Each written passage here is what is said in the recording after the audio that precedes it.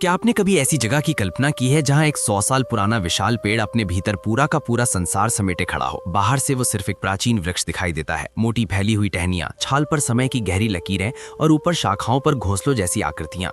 लेकिन जैसे ही आप पास जाते हैं समझ आता है कि वे साधारण घोंसले नहीं, वे हैं इंसानी घर। उस पेड़ की हर मोटी टहनी पर लकड़ी से बने छोटे छोटे मकान टिके हुए हैं। बाहर से उन मकानों को सूखी घास और पत्तों से इस तरह ढका गया है कि वे बिल्कुल चिड़ियों के घोंसले जैसे लगते हैं। हल्की हवा चलती है तो घास की परतें सरसराती हैं, मानो पूरा गांव सांस ले रहा हो। पेड़ के तने से सटी हुई लकड़ी की गोल सीढ़ियां ऊपर की ओर घूमती चली जाती हैं। हर मोड़ पर एक छोटी बालकनी, हर बालकनी से जुड़ा एक और घर, और हर घर किसी दूसरी टहनी तक जाती लकड़ी की पुलिया से जुड़ा हुआ। यहाँ कोई घर अकेला नहीं है, एक घर की छत दूसरे का आंगन है, एक बरामदा किसी और के रास्ते में बदल जाता है। लकड़ी की मजबूत रेलिंगें हर मोड़ पर सुरक्षा देती हैं, और नीचे झांकने पर दिखाई देता है धरती से बहुत ऊपर बसा ये अद्भुत संसार। मकानों की दीवारें भीतर से चिकनी लकड़ी की हैं, बाहर से घास और बेलों की परतों से लिपटी हुई। ढलानदार छतों से लटकते हैं सूखे फूलों और जड़ी बूटियों के गुच्छे।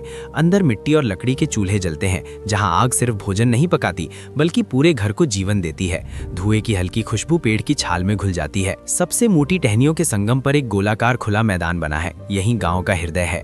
यहाँ बच्चे लकड़ी की गेंद से खेलते हैं, हंसी की आवाजें हवा में गूंजती हैं। शाम होते ही पूरा गाँव इसी मैदान में इकट्ठा होता है। बुजुर्ग लकड़ी की चौकी पर बैठते हैं और गाँव के हित में फैसले लिए जाते हैं। यहाँ हर आवाज सुनी जाती है। पानी ऊपर तक पहुँचाने के लिए लकड़ी की बनी नालियां तने से सटी हुई ऊपर चढ़ती हैं। वर्षा का पानी इकट्ठा कर इन नालियों से हर घर तक पहुँचाया जाता है। अनाज पेड़ के खोखले हिस्सों में बने भंडारों में सुरक्षित रखा जाता है। बीमार होने पर हकीम पेड़ की ही छाल, पत्तियों और जड़ों से दवा बनाता है। सबसे ऊपर जहाँ सीढ़ियाँ समाप्त होती हैं और आसमान सबसे पास लगता है, वहाँ बना है गाँव का मंदिर, पूरी तरह लकड़ी का, नक्काशीदार खंभों वाला। सुबह की पहली किरण सबसे पहले इसी मंदिर की छत को छूती है।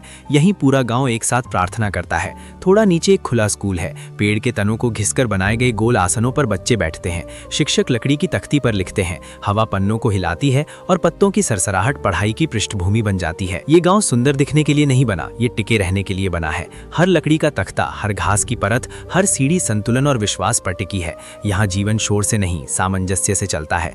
अगर आज भी कुछ लोग एक 100 साल पुराने पेड़ की टहनियों पर घोंसलों जैसे घरों में इतने संतुलन और मौन के साथ जीवन जी सकते हैं, तो क्या हम शहरों के शोर, रोशनी और भागती जिंदगी में कहीं खुद को ही तो नहीं खो चुके? कमेंट में बताइए। और ऐसी ही रहस्यमयी दुनिया देखने के लिए लाइक और सब्सक्राइब जरूर करें।